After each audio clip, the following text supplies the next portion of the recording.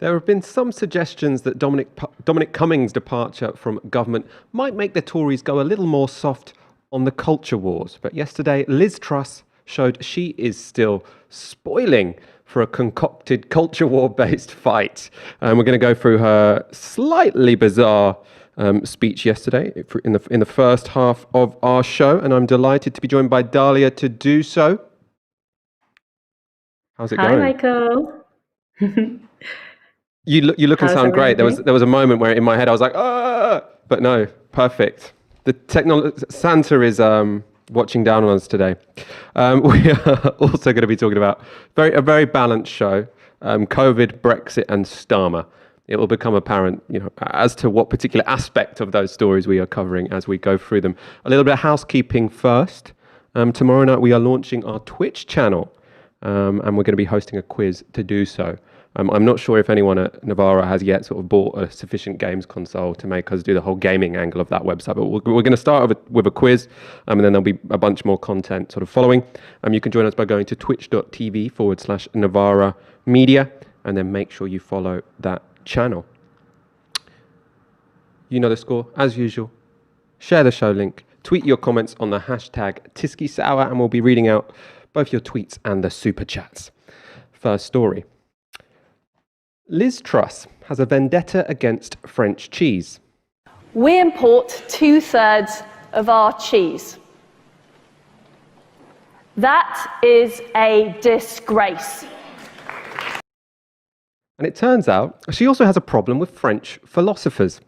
Yesterday, Truss, who is the Secretary of State for International Trade and the Minister for Women and Equalities, gave a speech widely written up as an attack on woke culture, which also took aim at Michel Foucault.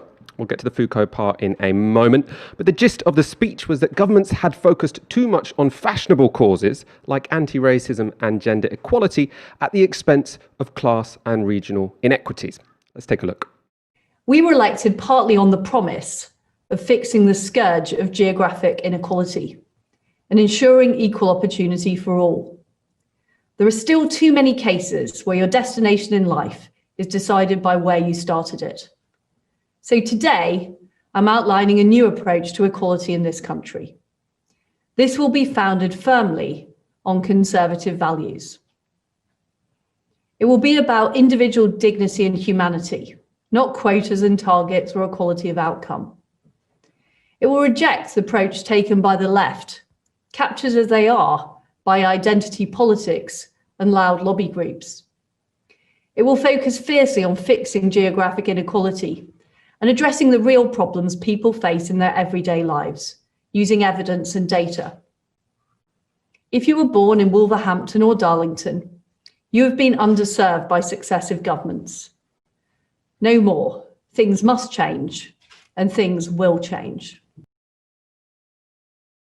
So the main purpose of that speech seemed to be to make a bunch of digs at the left, but we'll go through what the concrete announcements were first, to give her fair dues.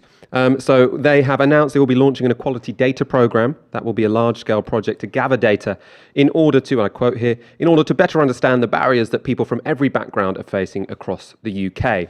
The suggestion, I think, if you read the rest of the speech, this is to replace advocacy by supposedly unrepresentative lobby groups. A bit more on what probably is the motivation behind this data hub.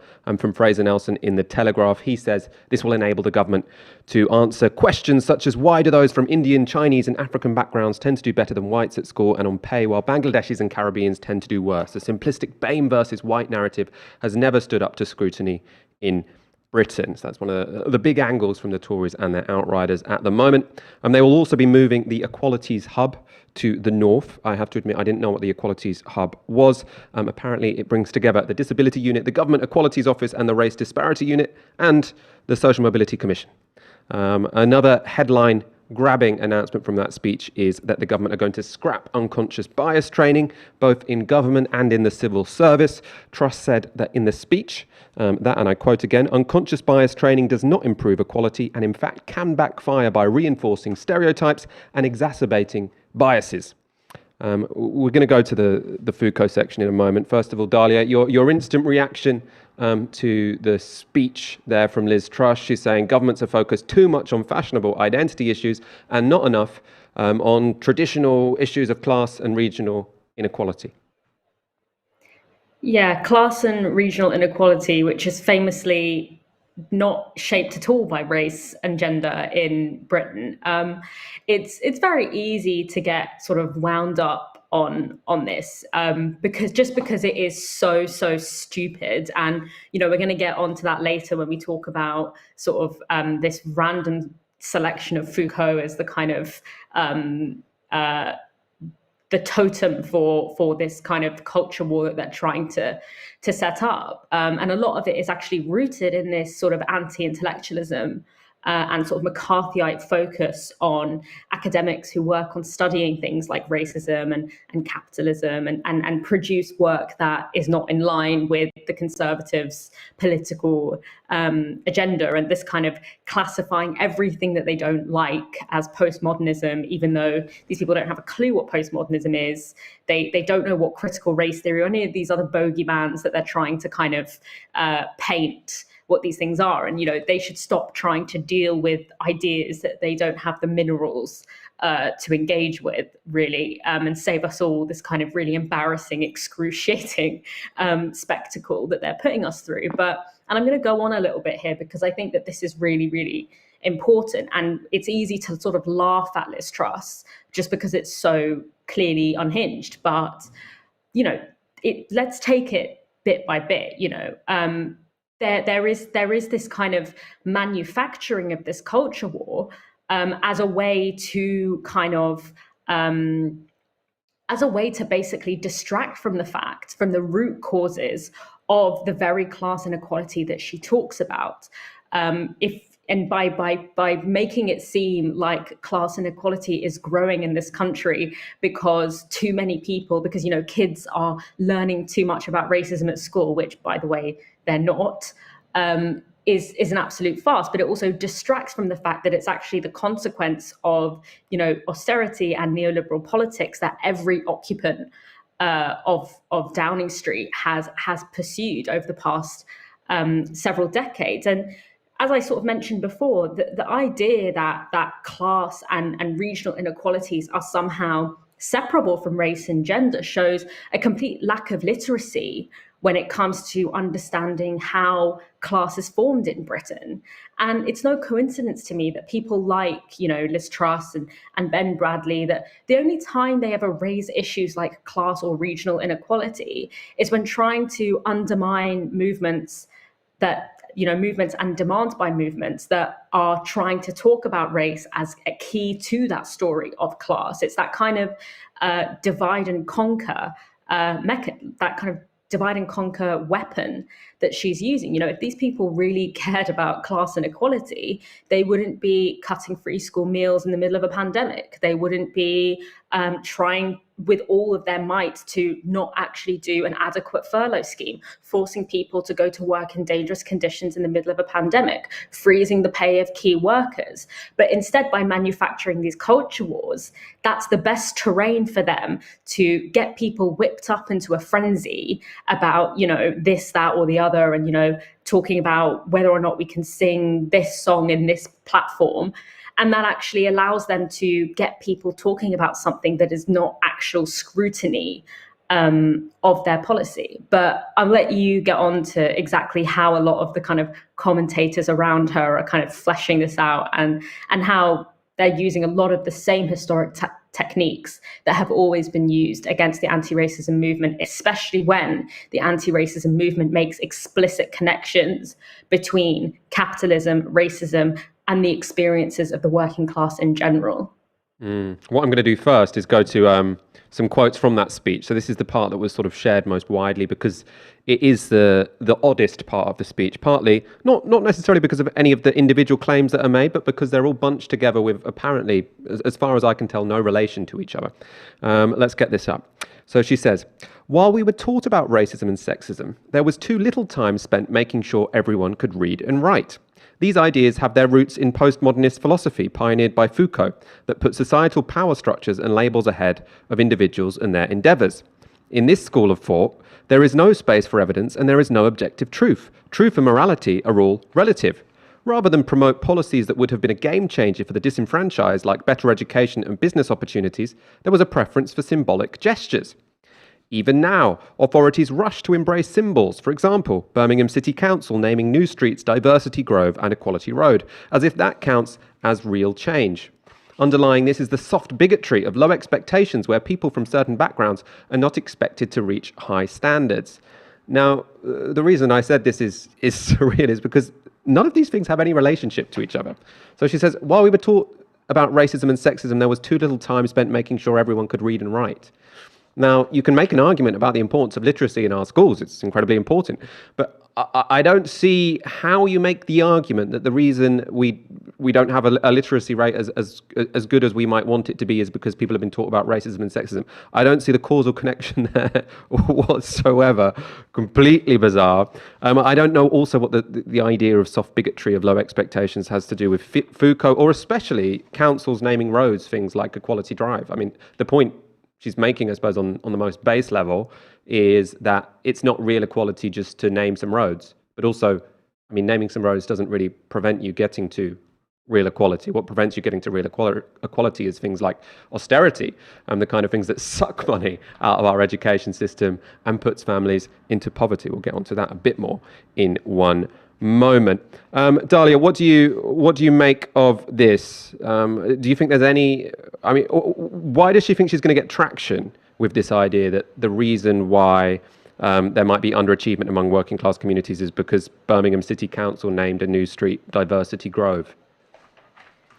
Well, because it's capturing on a very particular emotional tenor of their base, which is this idea that things are changing and we don't want them to change. So by kind of consistently trying to fight on that terrain and setting that terrain up as the primary, no anti-racist movement demanded the name of a street to be changed to diversity, whatever.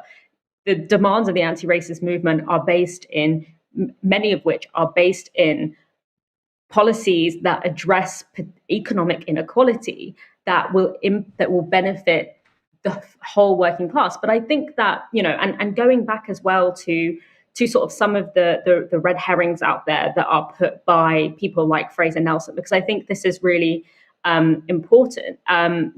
Firstly, there is no data. The data does not back up what Fraser Nelson says, which is basically he tries to make it out that the data shows that most minorities do better than white people in terms of pay and in terms of education and grades.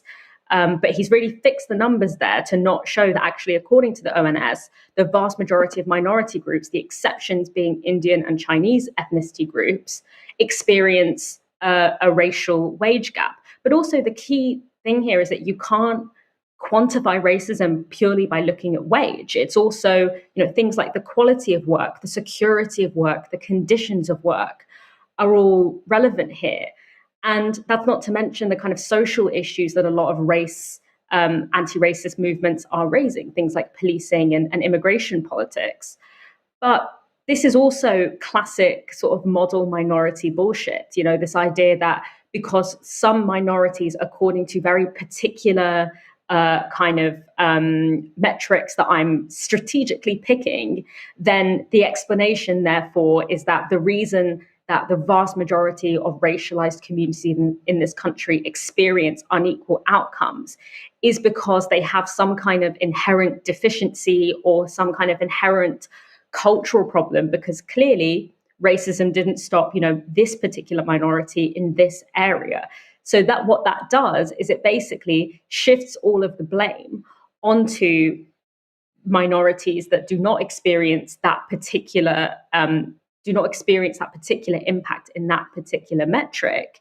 And it basically helps to undermine the conversation about systemic racism and how that interacts with class dynamics in this country as a whole. So this kind of model minority bullshit, which I would encourage everyone, there's a lot of research that shows sort of why it is, why as a strategy, the end point of it is basically that uneven outcomes are the fault of communities themselves, or because of their inherent cultural, or when it gets really bad, biological deficiencies.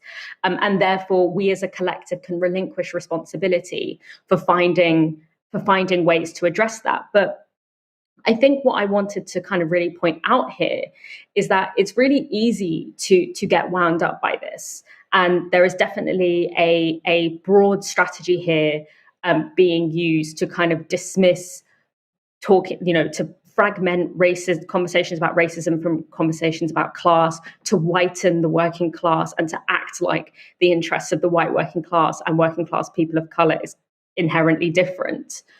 But I would make a case for not getting too wound up about it, because in many ways, the morsels that we're given by the state in return for the anti-racist movements in this country losing their street power, things like, all of the things that are being scrapped, things like unconscious bias training, setting up divisions of the state and these kind of different bodies that treat race as separate from class, that constantly try to treat racism with bureaucratic solutions rather than looking at racism as sort of the lifeblood of our economic system, of seeing it as something that can be dealt with in sort of siloed state departments rather than through kind of solidarity. Let them take their unconscious bias training. We never needed that anyway. This along with their kind of nonsensical rants about intersectionality and critical race theory and all of these academic disciplines that really are pretty liberal, like they're not that threatening at all.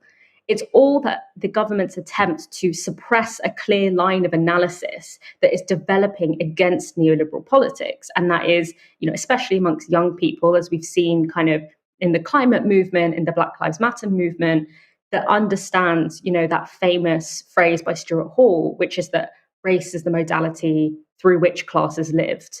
So if Liz Truss is sort of trying to use this, changing of a road name as a totem for how clownish and ridiculous the anti-racism movement is and how divorced they are from class interests, then, in a sense, we agree with that. But the problem is that she has created that totem out of thin air, and that actually it's all an attempt to undermine the growing movement and the growing consciousness that is not just accepting things like representation or unconscious bias training or these kind of bureaucratic solutions, but is looking at solidarity and kind of a much more systemic shift as being under the banner of their anti-racist politics. I mean, we can probably agree Diversity Grove and Equality Road does suggest that potentially Birmingham City Council isn't as imaginative as it could be, even if those road names are not stopping anyone learning to read. Anyone learn to read. We're going to move on slightly because it was awkward that on the day the Tories claimed they'd put class inequality front and centre over and above anti-racism and sexism. UNICEF, the United Nations aid agency, launched a domestic emergency response in the UK for the first time in its more than 70-year history. UNICEF have pledged £25,000 to a charity providing lunches over the Christmas holiday to vulnerable families hit by the COVID-19 pandemic. That's in Southwark in South London. Labour MP Zara Sultana asked an urgent question about the intervention from UNICEF yesterday in Parliament. This was Jacob Rees-Mogg's response. I think it's a real scandal that UNICEF should be playing politics in this way when it is meant to be looking after people in the poorest, the most deprived countries in the world, where people are starving, where there are famines and where there are civil wars, and they make cheap political points of this kind, giving, I think, £25,000 to one council. It is a political stunt of the lowest order. But what has this government done about child poverty? We are committed to our manifesto pledge to reduce child poverty.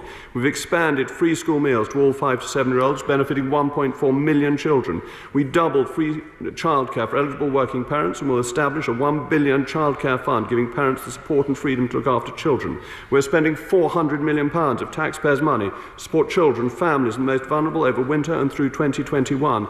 Since 2010 to 2018-19, there are 100,000 fewer children in absolute poverty in this country. This is a record of successive conservatism, and UNICEF should be ashamed of itself.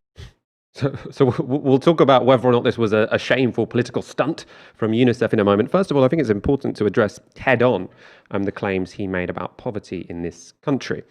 So one of the claims he made, a core one there, 100,000 fewer children in absolute poverty since the Conservatives came to power in 2010.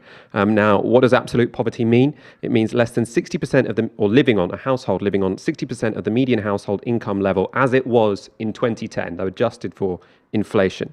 So that means that if you see how many people were living on 60% of the median income in 2010, how many are living on exactly that same amount of money adjusted for inflation now? And that has gone down by 100,000. But when you look at the numbers here, it's not as impressive as it initially sounds. So it was 3.8 million people who were living in absolute poverty, or this is the number of children we are now, 3.8 million children who were living in absolute poverty in 2010, and now it's gone down to 3.7 million. So I think we can get up a chart here. And this to me doesn't look like much of a record to be proud of, especially since this is being judged compared to incomes 10 years ago. So what this essentially shows is that the poorest people in our society, their incomes haven't gone up at all in a decade.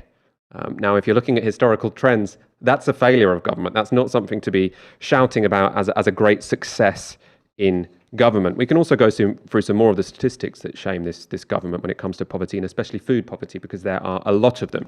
So according to a Common Select Committee report, 10% of under 15s in the UK live in severe food insecurity. That means they regularly experience hunger. So insecurity, you might think, oh, does that mean they're at risk of experiencing hunger? No, they regularly experience hunger. And that's if they're in severe food insecurity. That's a higher figure than in any of the 27 EU nations. And many of those nations are much poorer than us, right? So that includes Bulgaria, Romania. We are one of the richer countries in the European Union, and we still have the highest levels of extreme food insecurity, which is a disgrace. The Food Foundation, the Food Foundation in partnership with YouGov found that 2.3 million children currently live in households suffering from food insecurity. And before COVID, 11.5% of households with children suffered from food insecurity, and that has gone up to 14%. So you can see there, how can you possibly say we've got a great record on poverty when you've got 2.3 million children living in households suffering from food insecurity, and that number is going up. And finally, the food bank stats that we hear so often because they've become such a totem of government failure when it comes to the Tories since 2010. In 2019 to 2020, more than 2 million people used food banks, and that's the highest level ever. And I think it matters that that's the highest level ever, because if you think about the discourse that comes from Boris Johnson, what we're told is that austerity is over. Yes, austerity was that dark period between 2010 and 2015 when people were thrown into abject poverty because of a specific project on the part of David Cameron and George Osborne. No. Regardless of the rhetoric that came out of either Theresa May's or Boris Johnson's government, the number of people relying on food banks is still going up every year. So the idea that austerity is something that's behind us is ridiculous. Now, obviously, these aren't helpful facts for the Conservatives, or they're outriders, so they don't really want to dwell on the issue of poverty in this country. It's not a winning argument for them. So instead, they've gone on a moral crusade against UNICEF. Now, you heard that from that intervention from Jacob Rees-Mogg, saying it's a disgrace that they've intervened. And this argument was also going around a lot on Twitter yesterday. So this is Conservative commentator Tom Harwood. He tweeted, UNICEF took £25,000 from the mouths of starving people in the global south to spend it on a political publicity stunt here in the 5th richest country in the world. Foul. Now, I mean, you can see what he's doing. You can see the argument that's being made there. The problem is that £25,000 is really not very much money. If UNICEF are spending that much money, even if it is a political stunt, right? Even if this is a political stunt, that seems to me, by an NGO, money well spent, because the main task of an NGO, as well as to give practical help, is to try and change government policies, because it's ultimately governments who have the bigger budgets to actually solve these societal problems. And it's very helpful, you'll often see this from right-wingers, to suggest that when it comes to NGOs or any kind of group that works on the ground with people, so you'll get it even about sort of teachers' unions or doctors' unions, they say, look, why are you focused on this political question? You should be helping people. Every moment you are going on strike is a moment when you could be saving someone's life. Every pound you spend on political advocacy is a pound you could be spent feeding a hungry child. And the problem with this argument is it completely, I mean, it basically demands that anyone with progressive politics vacates the political field, right? Because they say, you shouldn't spend money on political advocacy if the other thing you would be spending that money on is directly helping people. Now, what does this mean? Bankers, they can have they can spend loads of money on lobbying because otherwise that would have just gone on champagne. So that's fine. It's completely moral for a banker to spend thousands and thousands of pounds politically campaigning. But a trade union or an NGO, no, it's very immoral for them to spend money on politics because they should be spending it on something important. And this argument, I mean, on the face of it, it's clever because it has a sort of initial appeal, but what it means is it rigs politics to favour right-wingers structurally. And that's the kind of thing that people like Tom Harwood, or I was also having an argument with Sam Bowman, who used to be director of the Adam Smith Institute, on Twitter about this yesterday. It demands that left-wingers or progressives, I mean, UNICEF aren't particularly left-wing, people who are interested in reducing the suffering of ordinary people, they have to meet much higher, or they have to, jump much higher barriers than people who are ultimately in politics because they want to protect their own incomes, people like bankers. Dalia, I want your thoughts on this.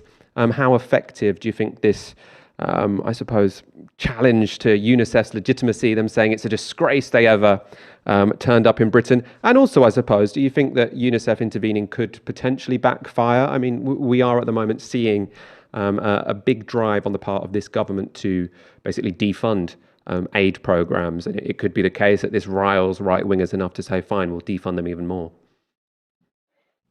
Oh, I mean, I think that it's a very sad day in this country if feeding children leads to a backlash from the general public. And as for aid, the cutting of aid, I would say that, the government has been trying to cut the measly amount of aid that it has been giving for many years, and it doesn't really need an excuse to do that, but also that aid is not a replacement for the kind of systemic change that would be needed in order to tackle the root causes that a lot of that aid then claims to solve, and that a lot of that aid often comes alongside it kind of particular conditions and demands that then further the very context that causes the kind of social problems. But I mean, this whole kind of, I think they probably played it as well as they possibly could, because it is quite shocking. UNICEF famously and frustratingly, and other kinds of NGOs and charities, because of charity law in this country, famously tries to kind of depoliticize things like poverty. So the idea that this was just a political stunt kind of doesn't match up to that. But to judge from that Tom Harwood, to respond to that Tom Harwood tweet, yes, it is really shocking that in the 5th richest country in the world, and indeed in one of the wealthiest cities in the world, Southwark is mere miles away from one of the most obscenely wealthy square miles in the world, that we are seeing the levels of child poverty that we are seeing, and the levels of inequality, economic inequality. But maybe if people like Rees-Mogg and Tom Harwood spent sort of less time drunk on nationalism and fighting for the right of people at a concert to sing Rule Britannia, then they'd actually be able to take a long, hard look at the lives of people in the country that they live in and think seriously about what has gone wrong that leads us to the levels of child poverty that we can see. This is why kind of patriotism, and I bring up patriotism because I feel like Rees-Mogg is such a key player in that kind of resurgence of patriotic culture wars. It's such an effective tool against working class people because it always ends up plastering over these class differences. And this idea of how could UNICEF take this stand against, one of the best countries in the world? It makes people feel like they have to buy into this kind of myth-based narrative rather than sort of the reality of the country that they live in. And it also suggests that there are any kind of material common ground between the country that Jacob Rees-Mogg and Tom Harwood lives in and the country that those kids in Southwark live in. So for me, that's really what this screamed, and the fact that it kind of offended their patriotic sensibilities so much that UNICEF was feeling compelled to feed kids in this country, even though we know that the levels of child poverty require that level of intervention, and that intervention should be coming from the state. That really, it just kind of shows how patriotism and, kind of nationalism of this kind is one of the most effective ways of papering over class differences and kind of collapsing class differences within a country. We can bring up the response from UNICEF. So they responded to that statement from Jacob Rees-Mogg in Parliament, or that attack from Jacob Rees-Mogg in Parliament, effectively. So this is from Anna Ketley, who is UNICEF UK's Director of Programmes and Advocacy. And she said, UNICEF UK is responding to this unprecedented crisis and building on our 25 years experience of working on children's rights in the UK. One-off domestic response launched in August to provide support to vulnerable children and families around the country during this crisis period. In partnership with Sustain, the Food and Farming Alliance, over £700,000 of UNICEF UK funds is being granted to community groups around the country to support their vital work, helping children and families at risk of food insecurity during the coronavirus pandemic. UNICEF will continue to spend our international funding helping the world's poorest children. We believe that every child is important and deserves to survive and thrive no matter where they are born. We'll probably leave that statement from UNICEF as the final word on this topic. We are about to go to our next story, which is on, the latest on coronavirus. There's quite a lot to talk about there, actually. For now, no, I'll go to some comments in a moment. Right, let's go straight to COVID. Boris Johnson today left open the possibility of that England would enter a third lockdown after Christmas. This comes as the Northern Irish government have announced a 6-week lockdown to begin on the 26th of December. In the first week of that lockdown, people are encouraged not to leave the house at all. All businesses, including essential shops, will be closed. So quite a severe 6-week lockdown in Northern Ireland. In the following 5 weeks, or that's in the first week, in the following 5 weeks, essential retail can reopen, but nothing else. Wales has also announced a lockdown with everything other than schools and higher education closed for an indefinite period, and Scotland is expected to make a decision next Tuesday. We don't know yet if they're going to announce already a lockdown immediately after Christmas. Now, this all comes as ONS data released today showed that infections started to rise as soon as the November lockdown was lifted in England. So this is data from England, and you can see here, so the ONS data is the one that's based on that survey, not based on those who have gone for tests, but on a sort of random sample of the population.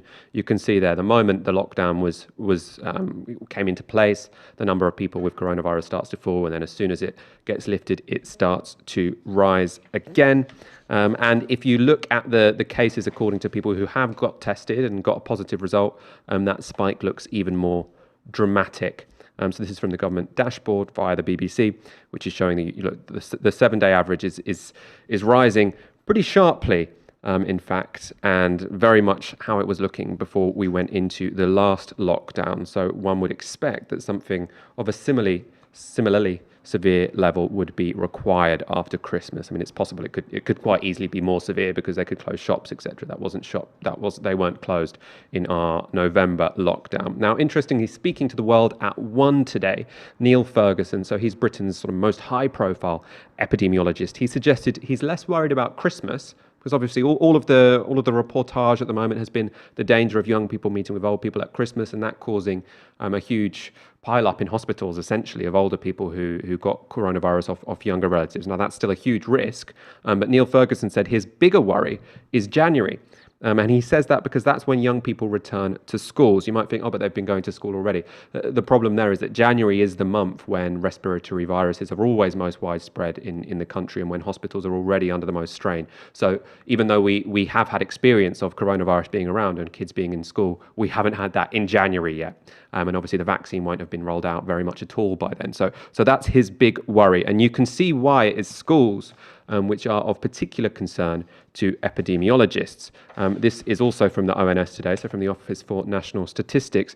And you can see here that the people or the section of society who have the highest prevalence of coronavirus by quite a long way are school-aged children. So just over 1% of the general population have COVID at the moment, 2% of primary school children do, and 2.5% of secondary school children. And you can see the direction of travel there. presumably since half term. That's when it's been going up and up and up.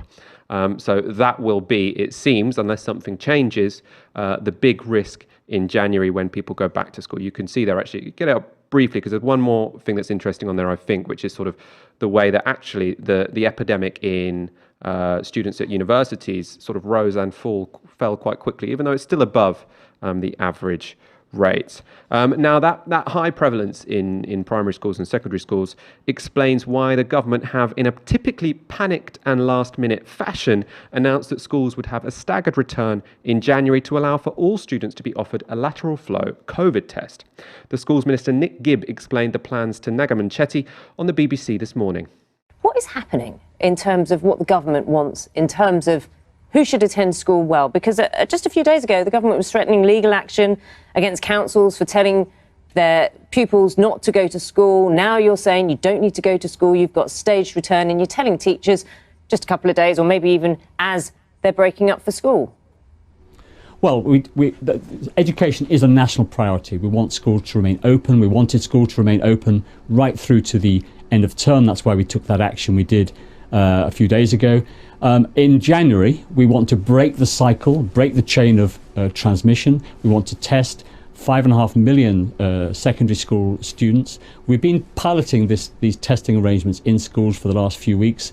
And to enable us to do that, other than those exam year groups who will be going into school on the 4th of January, that first 5 days in January, we want children to be learning at home through remote education while schools prepare to test 5.5 million students first, and then followed by 3 days later by a second test. That's 11 million tests. But our priority is to ensure that we have as many children as possible in the classroom, and that's what this testing is all about.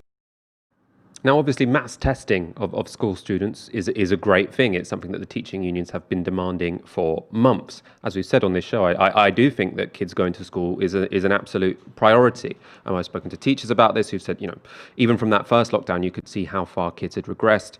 It does seem to me incredibly important that schools are open as far as possible. But given the extreme prevalence of coronavirus in schools, we do need a mechanism to get those levels down, and testing would be the way to do it. All of this meant that Nick Gibb, the schools minister who you just saw there, was quite frustrated that this wasn't being reported as a good news story. He said later in the interview, "This is a good news story," which is, it's never a good sign if a minister has to explicitly say that. The reason it's not, and it's quite right that it's not being reported just as a good news story, is that, well, one, the announcement of a staggered return has sort of grated when Nick Gibb, who you just saw, was only earlier this week sending legal threats to head teachers who wanted to have a staggered end to this term to allow people to self-isolate or to get out of schools where COVID has quite a high prevalence before they meet their families at Christmas. They wanted to do that very sensible move. The government sent them legal threats, so they had to cancel doing that. Now the government's saying, oh, actually it is okay for kids to miss a week of school if we deem it appropriate. But when you deemed it appropriate, when it clearly, from my perspective, clearly was, the legal threats arrived, the legal letters arrived. More importantly, though, and beyond this seeming a bit inconsistent with what they've been doing over the last couple of days, teachers are furious that this announcement came on the last day of term, with responsibility for testing handed to schools themselves. So the government have said this could be done by volunteers, it could be done by agency workers, it could be done by staff you already have, but ultimately the key thing here is you're going to have to work it out. Now this is testing everyone in your school twice.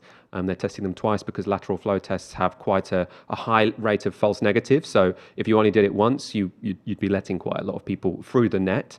It does make sense to do it twice. That's obviously an operationally very difficult thing to do. And schools on the last day of term have been told, basically, you've got to spend your entire Christmas holiday working out how to do this really difficult operational task, which you have absolutely no experience of doing whatsoever.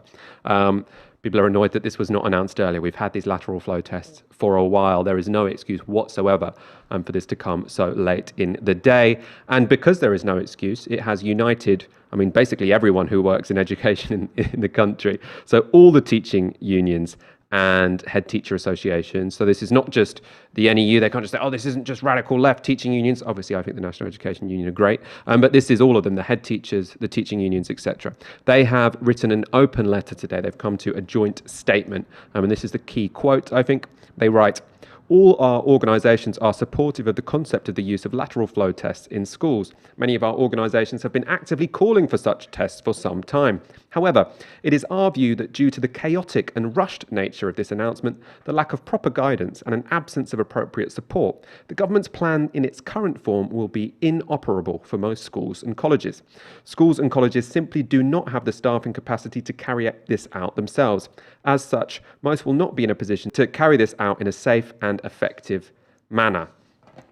Very understandable. This is an enormous administrative task, and there is no reason for this to have been announced on the last day. You remember, Boris Johnson's been saying some quite ridiculous things about these lateral flow tests. He'd been saying what we could use these to do is test everyone so they can get a little passport so they can go into pubs and restaurants, basically as a means to try and, I suppose, continue under the illusion, ultimately, that the hospitality industry can continue as normal. That was never a safe thing to use them for because they have a very high false negative rate. The only way they're justifiable in use is where people would be doing the activity anyway. As we want kids going to school anyway, then the fact that there is a bit of a false negative possibility, it's still worth doing, especially if you do it twice. The government have been completely distracted, which is why they're announcing this at the last minute, presumably because they panicked when they saw the results that were coming in, which, it was all incredibly predictable. Which is what is so frustrating about watching this government handling coronavirus. They keep making the same mistake over and over and over again when people recognised, including the teaching unions, they recognised this needed to happen months ago and they were basically rebuffed. Once again, then, this seems like a huge example of government failure, with the inadequacies of our political leadership screwing up what could have been decent proposals. So, does the failure of governments mean it could be private corporations which come out of the heroes of this COVID pandemic? That's the argument of many hailing the arrival of vaccines produced by Pfizer, Moderna, and AstraZeneca. But Stephen Baragni, a science journalist and visiting lecturer at the European Business School, doesn't agree. He published a piece in the New York Times yesterday arguing the speedy development of vaccines should not induce us to think Big Pharma works in our interests. I spoke to Stephen earlier today, asking him why he thinks Big Pharma has been so successful at getting credit for the vaccines that will hopefully let us escape this pandemic, and why he thinks they're claiming more of the credit than they deserve. Part of the reason they're getting credit is they have done some stuff to bring a vaccine around, and we're all, of course, sort of on the edge of our seats waiting for a vaccine. But it's also been a bit of a clever branding exercise. There's a lot of reports of pharma CEOs talking about how it's a sort of once in a generation opportunity to rebrand an industry that's had a lot of problems. And you've got sort of like analysts saying that one of the reasons a company like Pfizer is getting in on this is actually, just for the PR. So there's definitely like a concerted effort by industry to sort of brand it as an industry success. For any of these vaccine projects, it's like an immense project that takes in, public support and academic research and publicly available patents, small biotech and big pharma in this like giant ecosystem. And so it's like quite reductive to just sort of take the company that manages to brand the vial at the end or manufacture it and say sort of, this is where it's actually coming from. It's an immense amount of public support. Operation Warp Speed in the United States has spent, I think, $17 billion already on various coronavirus treatments. And so, it's like super reductive to just say that it's a pharma project. Allowing pharma to control the vaccines is a really big problem. Something I say a lot is that I don't even really care personally that much. If they profit off the manufacture, we need these vaccines. They can provide a service in terms of the manufacturing and distribution. But it's in terms of the control that the problem really comes up. Because these companies want to produce these vaccines in their own factories. They want to, make the sales themselves. Whereas what's best for the world is probably to open up the patents on them and let anybody produce them. And so if you allow pharma to control the IP, control the manufacturing, you've got just this like very narrow corridor of production that benefits the one company. But, you don't get the chance to make it all around the world and really open this up faster for everybody to actually get vaccinated. I think the question is less, would some sort of like alternative public option start to finish for vaccine development have been better? Big Pharma helped out developing the vaccine. They probably accelerated its development. It developed faster than any other vaccine in history. But I think that at the moment that we have the vaccine now, it would be wrong to question whether they're the best person to control it, to control its distribution, to control its sale.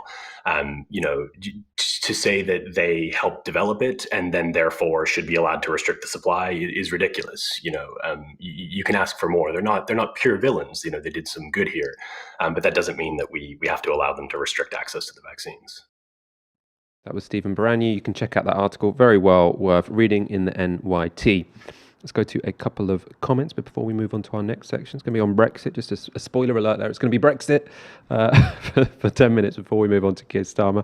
Richard Mischuk with $9.99. Cool, calm, collected, and dare I say it, forensic debunking of establishment crap. Much more articulate than I would be. Very kind, Richard Mischuk. I'm sure you're referring to Dalia there. She's much better on this Liz Truss debunking culture wars than I am. And Dan Chain with 25 quid, tar chucky eggs. Tar you chucky egg. Very, very nice. Love the sentiment. Love the donation. That will help tide us over this Christmas. Not that we spend your hard-earned cash on Christmas things. It will be on expanding our operation in the new year. Okay. And this is the time to tell you this is our last show before the new year. We will be putting out lots of content every day over the holidays, but it's going to be our last live Tisky Sour. And that means I'm pretty sure we'll have a deal signed by the time we come back. I explained why I'm confident about that last Friday. So obviously Laura Kuenssberg's still tweeting, oh, is it going to be a deal? Is it going to be a no deal? Sort of like trying to amp up the drama until the last minute. I'm pretty sure a deal is on the way. If you want to know why, you can check out last Friday's show. Johnson, true to form though, is still trying to drag out the drama. He is speaking to the press this afternoon. Well, obviously the UK's position is always that we want to keep talking if there's any chance of a deal, but we've also got to recognise that the UK's got to be able to control its own laws. It's what people voted for, and we've also got to be able to control our waters and our fishing rights. It's obviously also what people voted for, and no sensible government is going to agree to a treaty that doesn't have those two basic things in it, as well as everything else. Our door is open. We'll keep talking, but I have to say that things are looking difficult, and there's a gap that needs to be bridged. The UK's we've done a lot, I think, to try and help, and we hope that our EU friends will see sense and come to the table with something themselves, because that's really where we are. It's not unique to Boris Johnson that he likes posing in high vis. That is something that is common to every politician, basically. I can't remember. Did Corbyn hang out in high vis as often as Boris Johnson does? Oh, I'll have to look that up. Anyway, while leaving any deal to the last minute suits Boris Johnson in terms of his proclivity for drama, it is having some negative effects in the real world already. So there are queues of up to 5 miles along the A20 going to Dover. We can get up some scenes of this. So this is good use of a media helicopter here. You can see quite how many people are queuing up to cross the channel. Now, this is particularly because businesses have been told actually to prepare for no deal, which means to stockpile. So there are plenty of businesses who are trying to stockpile goods before Brexit. Obviously, these are vans have to go back if they came here in the first place. This is not only causing a lot of delays at the channel, it's also causing lots of costs for businesses. Very interesting. I was watching, I think it was BBC News, where there was someone who owned a restaurant, and she was saying that not only has this lockdown, when they just announced that London was going into tier 3, not only has that imposed a lot of costs on us because we had stock, it's actually imposed more costs because we stockpiled for a no-deal Brexit. So they were told, make sure you have everything in your freezer ready for January the 1st, because Brexit was about to happen, and now they're going to be closed for the whole of January. So the whole thing is a mess because of poor planning when all of this was entirely predictable, as we keep saying. Obviously, spot checks taking place periodically in preparation for Brexit, deal or no deal, is also causing those queues. And there was an interesting Vice piece on the effects this is having for people who are living in Kent. So they speak to someone called Tony Besant, and the writer says, "For Tony Besant, the daily reality is a reminder that reeks. He's unable to work in his garden because of the overriding smell of urine. They chuck 2-litre Coke bottles full of piss straight onto the roadside," said the 77-year-old retiree living on the outskirts of Dover in Kent, who voted Leave in the 2016 referendum. "I like to work on my garden and in my workshop, but you can really smell the fumes of it." I think the fumes there is probably from the exhaust pipes, not the piss. Later in the piece, "They are here queuing nearby my house all day and all night," adds Besant, who has a lung disease. "I'm coughing up my lungs with all of these diesel fumes." Now, it's the Vice article. I'm not that into he voted Leave, because, I think you're supposed to read it as, he voted Leave and now he's having lung problems because of the queues. Maybe that was the implication, maybe it's not. But anyway, I'm always a bit suspicious when there's that sort of clarification or qualification in reports like these. But it does all seem like a bit of a mess, and a bit of an avoidable one. Dalia, can I bring you in on this? As if we assume that I'm right and there is going to be a deal late in the day, do you think the fact that so many costs have been imposed by Boris Johnson taking this to the wire, and the consequences you're seeing here, which is the whole A20 smelling like piss because you've got people who are queuing for hours and hours and hours and hours trying to cross the channel. Do you think that's going to have some political blowback? Well, it kind of could show a sign of sort of what's to come, because at the end of the day, who is suffering because of this? It's not, Europeans aren't being told that they need to stockpile their freezers because there might not be enough food in the supermarkets. This is happening. Britain is on the back foot here, but what this tells us is that, regardless of what Boris's sort of broader optical sort of strategy might be, which is this idea that you say that he's sort of trying to stage this fight to make it look like he, fought for Britain to the last second. We're still seeing the same sort of signs of just recklessness, of indifference to chaos in how Brexit is being dealt with by being left to this late of a stage that we saw with the handling of coronavirus. We know from the dealing of coronavirus that when it comes to sort of crisis or high staked decisions, this government meets those occasions with panic, with lack of preparedness, with poor planning, despite sort of clear warning signs of what was to come, of conflicting priorities, of last minute changes, of lack of clarity, and of kind of having and not seeming to be that fussed and not seeming to learn based on the kind of human cost of that. And this kind of leaving it to the wire, flies in the face of the logistical needs of any, small to medium-sized business or organization. How can a small organization that relies on funding or some kind of exchange from the EU, that doesn't have like massive divisions of accountants and advisors and the capital to deal with contingency plans, deal with the fact that we still don't know whether or not there's going to be a deal, especially when we have, and this is kind of what I wanted to ask you, because I kind of wasn't as clear on it, which is that, we don't have any reason to believe that the EU is going to make last minute changes. That doesn't seem to be their negotiating sort of style. And I guess my question to you was like, do you see a deal being signed because of a shift by the EU last minute, or because Boris will just kind of go for the one that's already on the table while somehow claiming that it's different and that he fought for it, even though it's the same deal? Because it seems to me that if he ends up leaving it to the wire on the basis of getting a key concession, by the way, that concession is to give businesses the right to undercut European workers with British workers, i.e. pay British workers less than European workers, which I'm sure is what everyone voted for.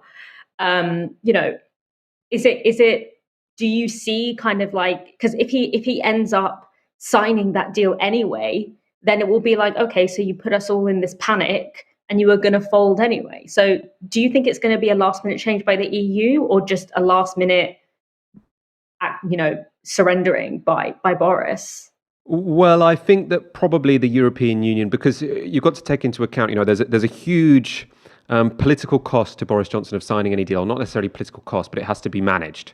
There's a political maneuver that has to be managed. Whereas the European powers, they don't really have the same. I mean, I don't really think that the French electorate care that much about the level playing field clauses that the European Union are offering or agreeing to. I think probably that genuinely is they're concerned about protecting the single market. So what it seems to me is happening is that the EU have basically to help Boris Johnson sell the deal, demanded something which is a bit more extreme than what they actually ever wanted. So they've said what we want to do, and how Boris Johnson has been very happy to paint it, is to say, if you don't follow us in our particular rules, we can unilaterally impose tariffs on you. So if we increase regulations on environmental standards or on workers' rights, then we get to say, you haven't followed it, so we're going to suddenly put 50% on your cheese, for example. And Boris Johnson has said, this is what they want to do. This is totally unreasonable. I'm going to stand them down, or I'm going to stand up to them and make them compromise. And then the EU always knew that was a bit of an unreasonable demand. So they'll settle on something like, we'll have an independent dispute or an arbitrator who, if we increase our environmental and workers' standards, then they decide and we negotiate what the respective tariffs will be. So I think essentially it's fairly easy to see what will be in the deal. And the last few weeks has basically been the European Union giving lots of moments where Boris Johnson can say, I'm victorious. I think basically they're facilitating a situation where Boris Johnson can say, I've won, because it's him who has to persuade an electorate. I think they're like, we just want you to pass the deal, so we're happy to do whatever you want in terms of your dramatic, your love of drama, essentially. They're happy to play along with all of that. So that's how I think you sort of resolve that. It's not so much that one side is going to concede, but they're going to end up at an end point which they ultimately all knew they would arrive at anyway. I mean, maybe a few details here and there, but I think that's the general story. I don't know. That seems like a bit of a risky political game for the EU, because then it looks like it could encourage kind of other countries to call for independence if they see them as bendable. But I think we'll see.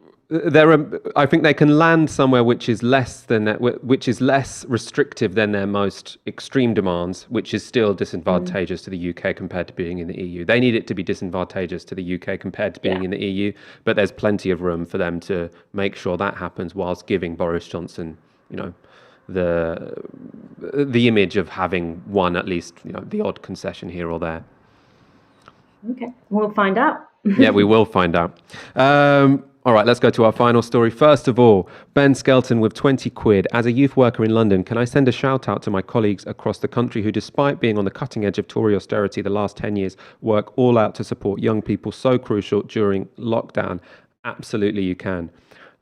Youth workers, such an important job, who have been cut to the wire by this Tory government, and that wasn't because ministers or civil servants were too interested in anti-racism or gender equality. That was because they started a class war against the working class in this country by selling us economic snake oil, which suggested that you have to cut spending in the middle of a recession to get out of that recession, which was always a complete lie.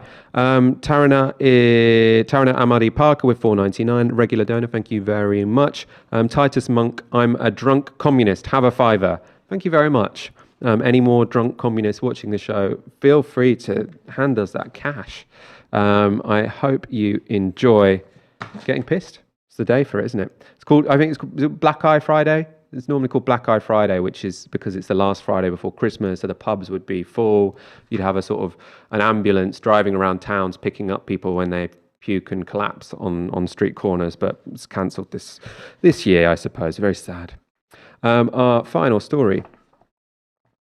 Is Keir Starmer a wet wipe? According to Maya Lovian-McLean, politics editor at Galdem, the answer is yes. This article went viral this week, and as we'll show later, appears to have got under Keir Starmer's skin. The article starts by referencing Starmer's failure to challenge a white supremacist on LBC on Monday. We talked about that on Monday's show. So of that incident, Lovian-McLean writes, while watching Starmer resolutely feign momentary loss of hearing rather than tell a white supremacist where to get off was utterly demoralising. It was also completely in keeping with the precedent for dodging taking an actual stance he set in 2020. Keir Starmer, you see, is a chicken. The article goes on. 8 months into his leadership, and it's become clearer that Keir doesn't particularly stand for anything. Instead, his tenure as Labour leader has so far been marked by profound cowardice and fence-sitting. He's combined both an unwillingness to offer anything in the way of new ideas, new policies and steps forward, with a simultaneous failure in defending existing left-wing battlegrounds and minority groups. And finally, we get to the killer blow. Try and name a single Keir Starmer policy. Go on, think of it. Anything? Nope. Now name a Keir Starmer abstention, of which there are more than a few. And I've said this got under the skin, or seems to have got under the skin of Keir Starmer, or at least his office. This is from Politico's Playbook email in response to this article. So a leader of the opposition's office source sends Playbook this long defence of Starmer's record in response to the article. Since becoming leader, Keir has shown that the Labour Party is under new leadership. He secured a U-turn on the NHS surcharge, has taken a zero-tolerance stance on anti-Semitism, exposed the government's incompetence, helped force a U-turn on exams, committed the next Labour government to a new Race Equality Act to tackle structural racism, forced 2 votes to extend free school meals, led calls for a national circuit break, closed the gap on the Conservatives, and begun to climb the mountain to win the next general election. Now, obviously, the best line of that response is, since becoming leader, Keir has shown that the Labour Party is under new leadership. I saw a tweet which I really liked. It's saying, it's a bit like saying, since I became a circle, I've proved I'm round. It doesn't tell you very much at all. We'll go to some of the data about how the public feel about all of these things in a moment. First of all, Dalia, your take on this. Do you think Keir Starmer is really shook? I mean, I think Keir's been in a really false sense of security, since he became leader, because he's been treated with sort of such kid gloves by the mainstream press, and he's been treated like that by sheer virtue of the fact that he's not Jeremy Corbyn, and sort of a signalling that he's sort of saving his clause. Yeah, I'm going to interrupt you a second, just because you're very, very pixelated, and I think if I let you go for a couple of seconds, you can come back super fresh. So obviously, this article seems to have concerned Keir Starmer because Gal Dem is a magazine which is read by young people, written by young people, and especially sort of seeks to represent young people of colour, women and non-binary people is sort of its statement of intent. And these are, as we'll show in the data coming up, some of the reasons or some of the groups that Keir Starmer seems to be struggling with, because we expect he seems to be putting all attention he possibly can into winning back the red wall and is basically taking everyone else for granted. Dalia, we're going to go back to you. So I'm going to start. Yep, I can go back to Dalia. Amazing. So can I get you to start again on, do you think Keir Starmer is shook? Yeah, I'm sorry, I don't know what happened there. So as I was saying, Keir Starmer has been in kind of a very false sense of security because the mainstream press has been really, really soft on him. They barely sort of mentioned him, really. He's barely sort of been in the picture. And that's only by virtue that he's sort of not Jeremy Corbyn and shows that he is sort of doing everything he can and saving his most sort of vicious attacks for the left and for Jeremy Corbyn rather than the Conservatives. And his leadership, obviously, for many of the reasons that Moya points out, appears very, very weak. But I think it makes sense, and I often say this, it makes sense once you sort of think about and contextualize, what is the actual purpose of his leadership? It's to change the party. It's to reduce the power of members. It's to consolidate the power and increase the power of the PLP, to sort of reduce the accountability to members and trade unions by increasing private financing. It's also to kind of disempower and demobilize young socialists who were brought in over the past 5 years, and to essentially destroy the power of the members, and particularly left-wing members, and the spirit of the left in the party for generations to come. I don't think he's really looking to the next election because, it's still sort of many years away. He's more looking at kind of cleaning house. That's the purpose of his leadership. So they're kind of keeping their head down. He's keeping his head down, really, when it comes to public politics, which is why I think we're seeing a lot of these abstentions. But what it does is it means that we're going back to the days of people feeling disengaged from politics because they don't see any difference between the parties. You know, that was always a thing you would hear on the doorstep before 2015. And that, you know, this kind of brings us back up to the beginning of the show, which is that it will increase the proportion of people who are instead voting on kind of culture war terrains that are set up by the Conservatives, because this becomes the only real terrain on which the parties distinguish themselves from one another. And the reason that terrain is so useful for the Tories is because they're setting it up on their terms. They're able to look like they're fighting for something. They're fighting for a particular constituency of people that still are influential in voting blocks and will be in the next election. And Labour, meanwhile, just look really mealy-mouthed and just like they're trying to kind of play all sides and like these very, very overly focus grouped messaging. And it's kind of shown up in that really horrific LBC interview where, you know, he doesn't feel able to actually call out the racism of the caller because he's scared. But he knows that he can't sort of outright agree. So he ends up just kind of flubbering like a malfunctioning robot, which is why I think that it would be very, you know, if I was on the Labour right or kind of the centre, I would think of myself as like, I would think, okay, we're going to have Keir Starmer to do this particular internal party work for now, and then we'll put someone else up for election, because he's now too branded with that kind of mealy-mouthed cowardice. But for the purposes of what the establishment of the party have, you know, strategized for what their priorities are over the next few years, it's not to actually fight Conservative policy and to actually improve outcomes for working class people in this country. It's to do that sort of cleaning house. So in a sense, he's kind of doing what he was put in there to do for now, not by the membership, but, you know, by kind of the more establishment and the basis on which he has such broad support from most of the PLP. So as you say, Dalia, the mainstream media has not really scrutinised Keir Starmer at all. They constantly give him the benefit of the doubt. I think the most clear example of this actually is the fact that when Jeremy Corbyn was suspended, no one really asked, are you sure there wasn't a deal? You know, actually not when he was suspended, when the whip was removed from him. They didn't say, are you sure there wasn't a deal that readmitted him to the party and now you've just freaked out?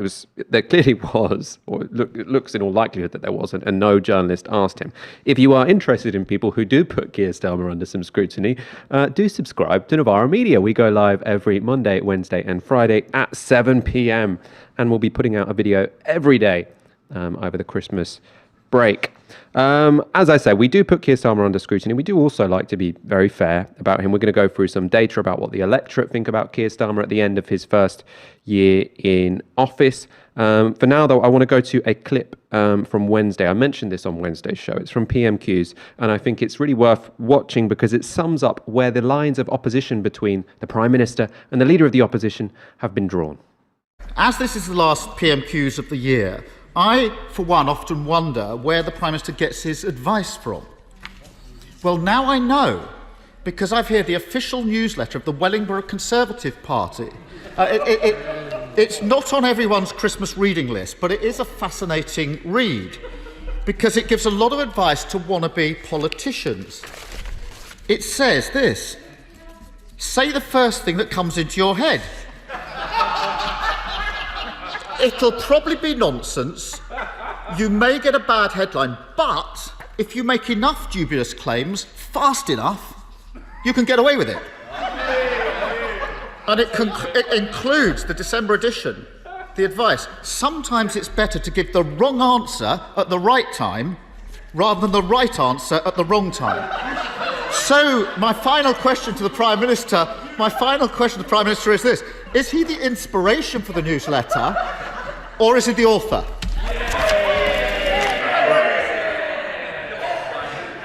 Well, Mr. Speaker, I think what the people of this country would love to hear from the right honourable gentleman this season of of goodwill is any kind of point of view at all on some of the key issues. I mean, this week he couldn't make up his mind whether it was right for kids to be in school or not, and havering completely. He couldn't make up his mind last week whether or not to support what the government was doing to fight COVID, and told his troops heroically to abstain. He couldn't make up his mind about Brexit, you'll seem to remember. We don't know whether he'll vote for a deal or not. Mr. Speaker, he can't attack the government. He can't attack the government if he can't come up with a view of his own. Mr. Speaker, in the words of the song from All I Want for Christmas is a View. So I think that 2 minutes really summarised what are the attack lines from Starmer against Johnson and the responses from Johnson to Starmer. They've been basically, they've crystallised throughout the year, haven't they? So Keir Starmer is trying to attack Boris Johnson as a not serious person, as incompetent, and Boris Johnson's trying to attack Keir Starmer as someone who sits on the fence, someone who isn't really to be trusted, someone who doesn't necessarily stand for anything. Presumably they've landed on those because they think they are the most effective. Let's see what the public think. So we've got some data from YouGov and then from Ipsos Mori. So first of all, these are from YouGov, and it's showing us how the public's opinions have changed over the year. Now, this is Boris Johnson and incompetence. So you can see Boris Johnson ends the year with people being pretty... Oh, actually, maybe we don't have these yet. That's fine. Basically, people have judged that they've judged over the year that Boris Johnson is fairly incompetent. There was a period in the middle of the year where they thought that potentially, no, maybe he's decent at his job. I think that was when they were giving him the benefit of the doubt when he'd gone into hospital. That's probably when they thought he was most competent, when he was potentially unconscious. But they have ended the year with 52% of the population saying he's incompetent, 34% saying he's competent. On trustworthiness, Starmer is doing a little bit better than Boris Johnson, but he has also declined. His ratings have declined over the year. So now, currently, 31% of the public think he's untrustworthy, 27% think he is trustworthy, though the drop is particularly pronounced among young people. So Keir Starmer started the year with plus 11 when it came to trustworthiness among 18 to 24-year-olds, and he's now on minus 27. Now, this is a subsample, but it's still a couple of hundred people, I think, and you can see there that the shift is so big that it's clearly not just a statistical error. We can now go to sort of the more general polling information from Ipsos, and we can look at the voting intention. So this is the voting intention and how it has changed over the year. And what you will see here is that, when Keir Starmer is elected, Labour are quite a way behind. They have been rising since the general election, or sort of more just before the general election. But he will be fairly happy with that. Labour and the Conservatives are neck and neck at the moment, 41-41. He has closed the gap. Now, you might argue this isn't just any year. The government have sort of overseen a ginormous death toll and have been seen to deal with Brexit in a fairly incompetent fashion. But still, he's closed the gap there. You can also see now in terms of who is more satisfied or who the public are more satisfied with. So this is their satisfaction ratings. So as you can see there, Boris Johnson is on net -8, although it has improved over the year, and Keir Starmer is on +5. So Keir Starmer at the moment, people are more satisfied with how he is behaving in his job than Boris Johnson. The good news, though, for Boris Johnson is that there hasn't been much change over this year at all. So I think we can go to 17C, Fox, which will show us how people's opinions of Boris Johnson have shifted throughout the year. And what you can see here, so he starts with sort of 5% more people being dissatisfied with him than satisfied, and he ends with 8% of people being more dissatisfied than satisfied. So what you can see is, even though he has overseen the deaths of 75,000 people, one of the highest death tolls in Europe, a lot down to sort of the terrible mistakes he made at the start of this pandemic, he ends the year as popular as he started it. Keir Starmer, on the other hand, whilst his satisfaction ratings are higher than Boris Johnson on the whole, I think we can go to 17D now, Fox, his ratings have gone in the opposite direction.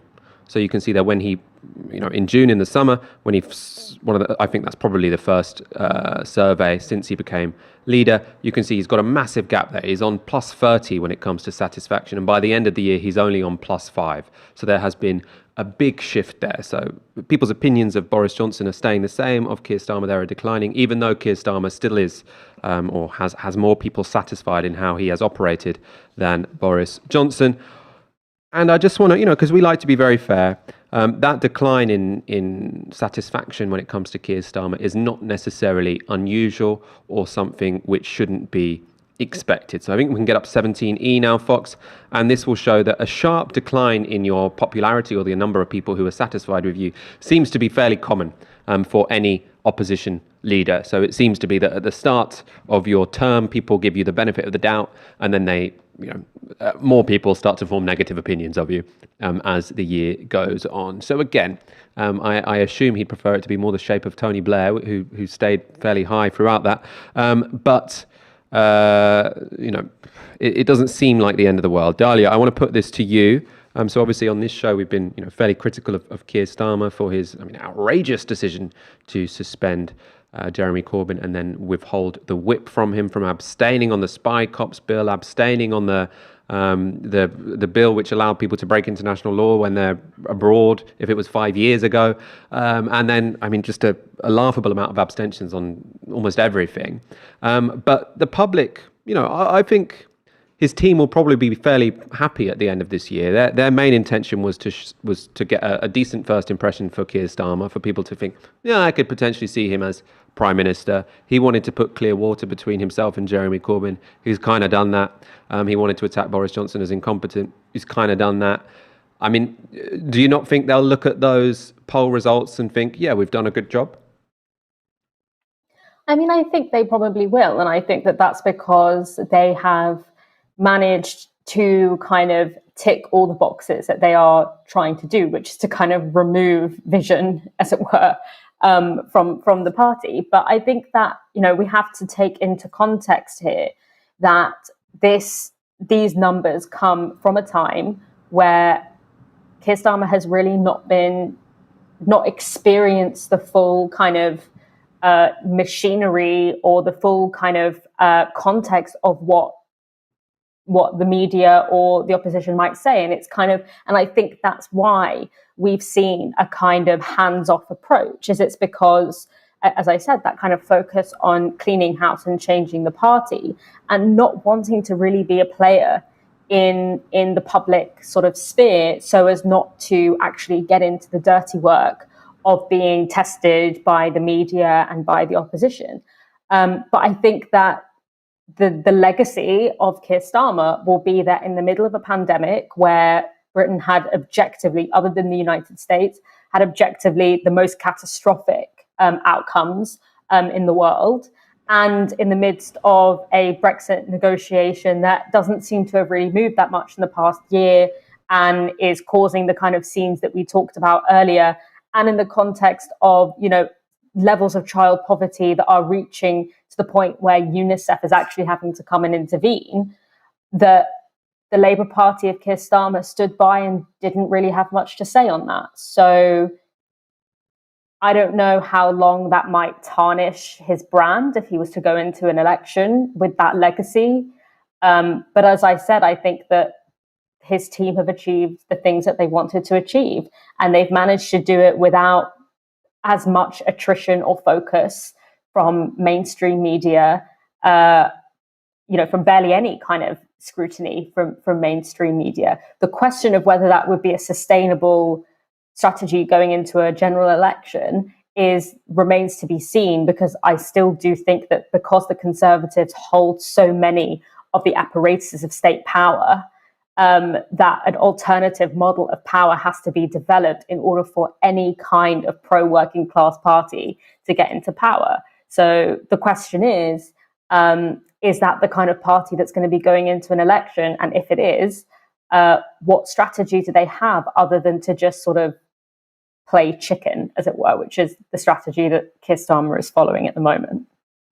I think that's a very good point. I mean, they have had it easy so far, and it's going to get a hell of a lot harder. I mean, also, I think the bigger question, because I think probably they look at those results, they will be happy with those. The bigger question for me is not to say it's impossible for Keir Starmer to win a general election. I think he could. I think probably the Conservatives are the favourites to win the next general election. But it's more, I mean, my concern is, I want Labour to enter government, but I want them to enter government in such a way that they can actually introduce progressive changes. New Labour, they got into government basically by judging that you have to get Rupert Murdoch on side, and that meant that when they were in government, they couldn't really help but be fairly reactionary on a lot of issues, and completely unforgivably invading Iraq. So do we want to have a Labour leadership which enters government only by not offending the establishment? Potentially Keir Starmer seems to want to. But we have to recognise that there are serious costs there, because we don't want, again, to think, we think he's secretly a leftist who's going to secretly introduce incredibly progressive reforms. He hasn't done anything in this year to suggest that's what will happen. And I think, in this case, it's often better to take someone at face value. And I think Keir Starmer has showed us who he is during this crisis. We are going to, and during this year, we are going to go to some of your super chats to end the show. Baz Cams with a fiver. What do the Tories have to do to be voted out? It's a very good question. It's interesting. I suppose potentially if the Brexit divide subside a little bit, but I can't really see that happening for a while. They are below 40% for the first time in a long... Well, they weren't in that Ipsos Mori poll, actually, were they? They were on 41% there. In some polls, they're below 40%. Alex Dalia with a tenner. Please, could you wish a happy birthday to my wonderful fiancé, Michael? We are avid viewers of the show and are hugely grateful for the brilliant work of the whole Novara team. Thank you so much for the kind words, and happy birthday, Michael. Bit of sound with a tenner. I voted leave, and all I got was a 20-mile river of piss. Happy Xmas team Novara. Fantastic show as always. Look forward to the new Twitch stream. I'm glad you mentioned the Twitch stream because you are right. Tomorrow we are launching our Twitch channel. So head to twitch.tv/Novara Media from 7 p.m. for our Novara Media quiz. It is sure to be great fun. I think we've all got a round each. You can, get the booze in at home. I mean, some people are still in tier 2. There's not much of the country that's still in tier 2, so you shouldn't really have any excuse not to be at home. Let's leave it there. Dalia, it's been a pleasure not just speaking to you this evening, but speaking to you, I suppose the whole second half of this year.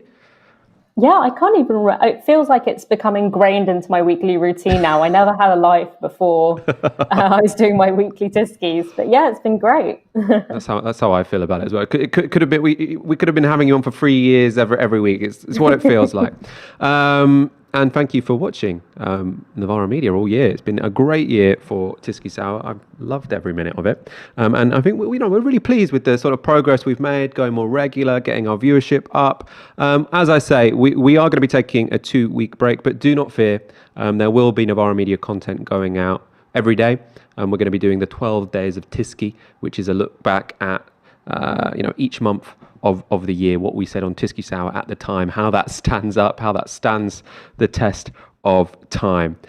For now, though, if you do want to support Novara Media, please do go to novaramedia.com/support. It's what makes this possible. We are so keen to massively expand in the new year, and that does require us to increase our financial support, even though you've all been incredibly generous this year.